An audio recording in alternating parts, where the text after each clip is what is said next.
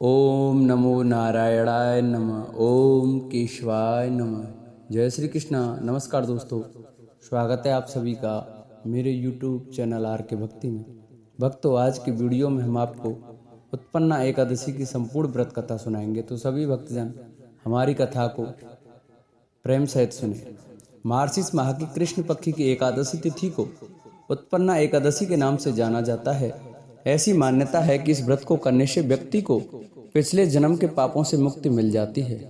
उत्पन्ना एकादशी का व्रत करने वालों को इस कथा का पाठ जरूर सुनना चाहिए, तभी उनको व्रत करने का पूरा फल प्राप्त होता है। युधिष्ठिर ने कहा, भगवान, पुण्यमयी एकादशी तिथि कैसे उत्पन्न हुई, इस संसार में क्यों पवित्र मानी गई हैं तथा देवताओं को कैसे प्रिय हुई। श्री भगवान बोले, कुंती नंदन, प्राचीन समय की बात है। सतयुग में मुर नामक दानव रहता था। वह बड़ा ही अद्भुत, अत्यंत रौद्र तथा संपूर्ण देवताओं के लिए भयंकर था। उस काल रूपधारी दुरात्मा महासुर ने इंद्र को भी जीत लिया था। संपूर्ण देवता उससे परास्त होकर स्वर्ग से निकाले जा चुके थे और संकित तथा भयभीत होकर पृथ्वी पर विचरा करते थे। एक दिन सब देवता महादेव जी के पास गए। वहां इंद्र ने भगवान शिव के आगे सारा हाल कह सुनाया। इंद्र बोले, महेश्वर, ये देवता स्वर्ग लोक से भ्रष्ट होकर पृथ्वी पर विचर रहे हैं। मनुष्यों में रहकर इनकी शोभा नहीं होती। देव, कोई उपाय बतलाइए। देवता किसका सहारा लें? महादेव जी ने कहा, देवराज, जहाँ सबको शरण देने वाले, सबकी रक्षा में तत्पर रहने वाले, जगत के शरण देने वाले, सबकी रक्षा में तत्पर रहने वाले जगत के स्वामी भगवान गरुड़ ध्वज विराजमान हैं, वहां जाओ, वे तुम लोगों की रक्षा करेंगे।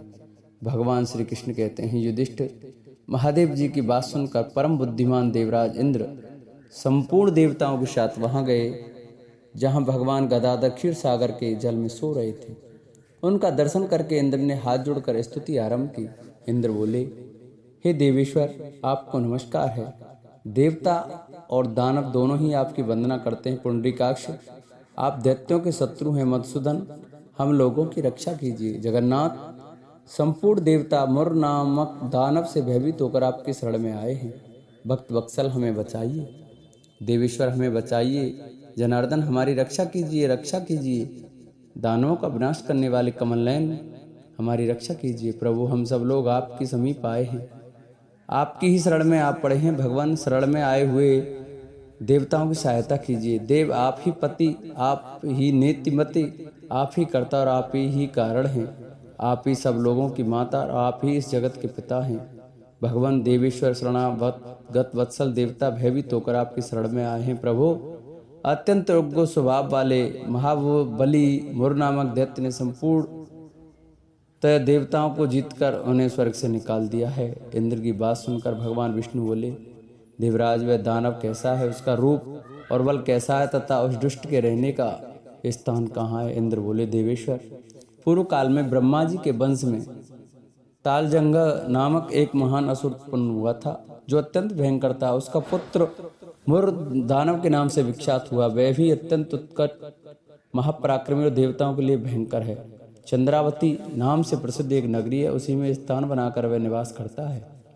उस दैत्य ने सब देवताओं को परास्त करके स्वर्ग लोक से वार कर दिया है। उसने एक दूसरे ही इंद्र को स्वर्ग के सिंहासन पर बैठाया है।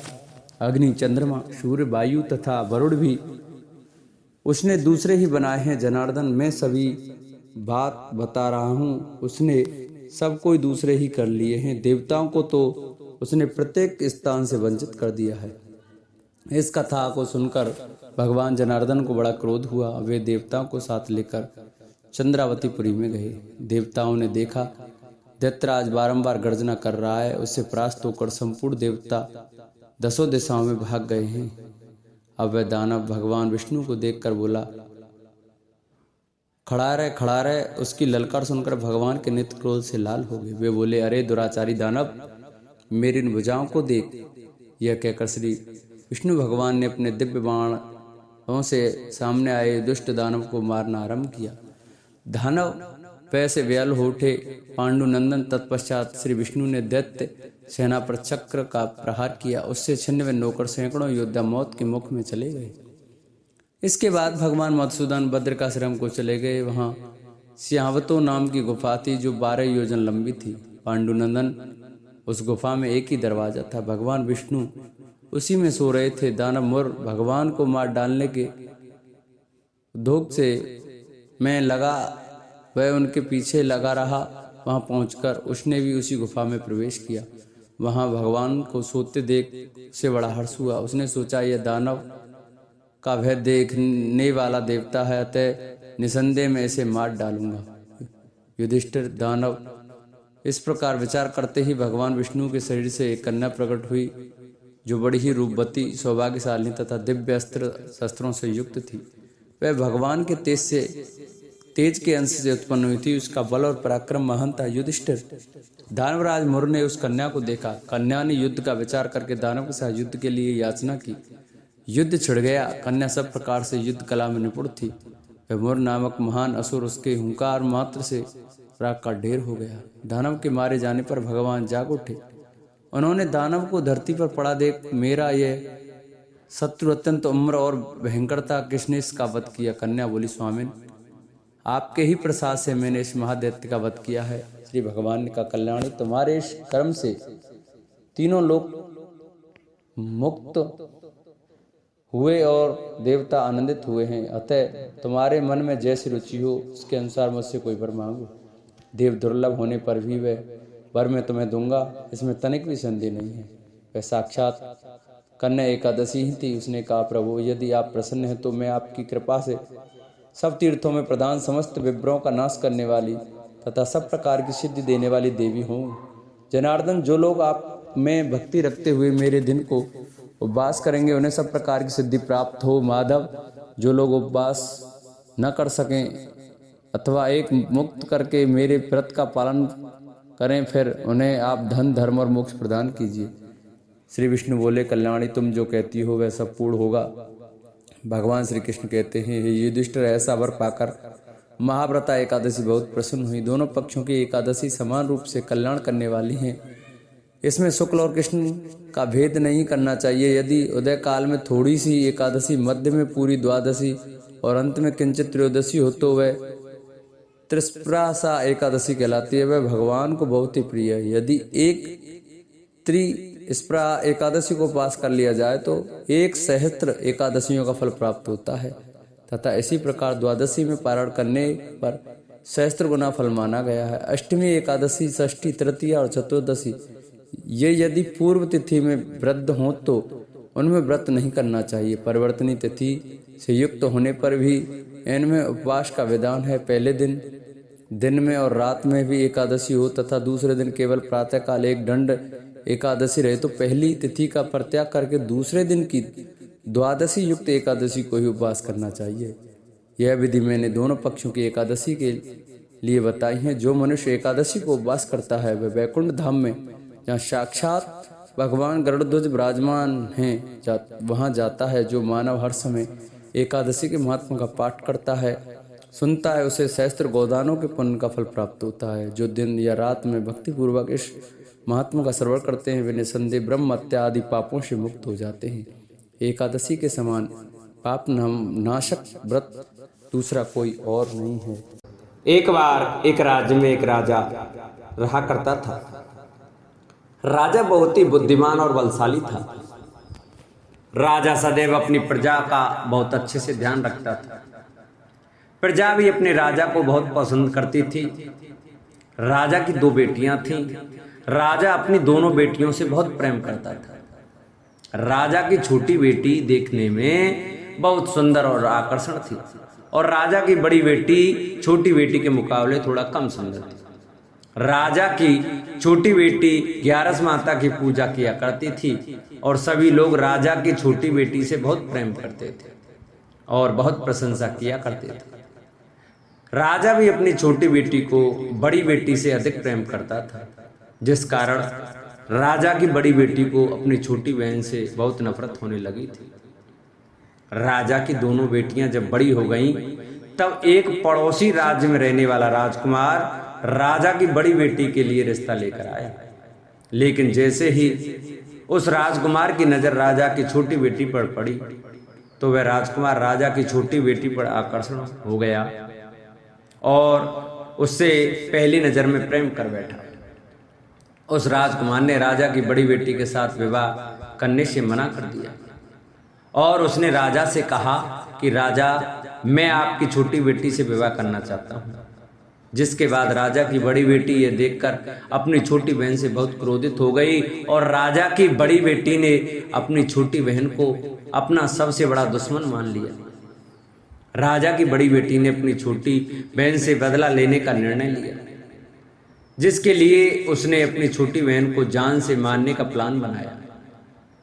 राजा की बड़ी बेटी ने अपनी छोटी बहन को मारने के लिए सबसे पहले एक लड्डू में जहर मिलाकर अपनी छोटी बहन को दे दिया और उसको लड्डू खाने के लिए कहा, लेकिन लड्डू खाने के बाद भी छोटी बहन को कुछ नहीं हुआ। बड़ी बहन यह देखकर बहुत आश्चर्यचकित हो गई, लेकिन बड़ी बहन ने हार नहीं मानी और उसने जब रात में छोटी बहन अपने कमरे में सो रही थी तब एक मटके से सांप रखकर उसमें कमरे में छोड़ दिया, लेकिन सांप भी छोटी बहन का कुछ नहीं कर पाया।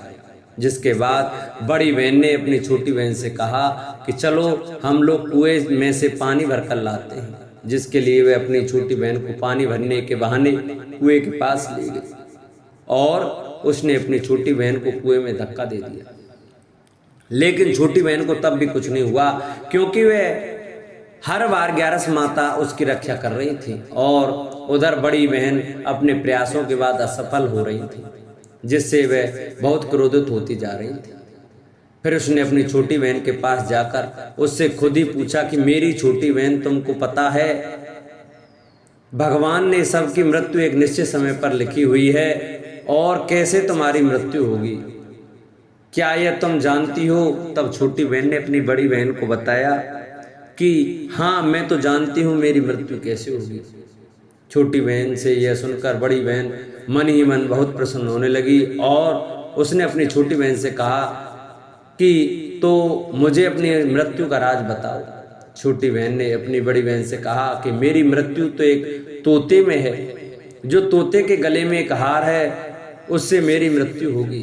जब तक कोई भी व्यक्ति तोते को मारकर वह हार अपने गले में पहनेगा तो मैं मूर्छित हो जाऊंगी और जैसे ही उस हार को अपने गले से उतारेगा तो मैं वापस से जीवित हो जाऊंगी।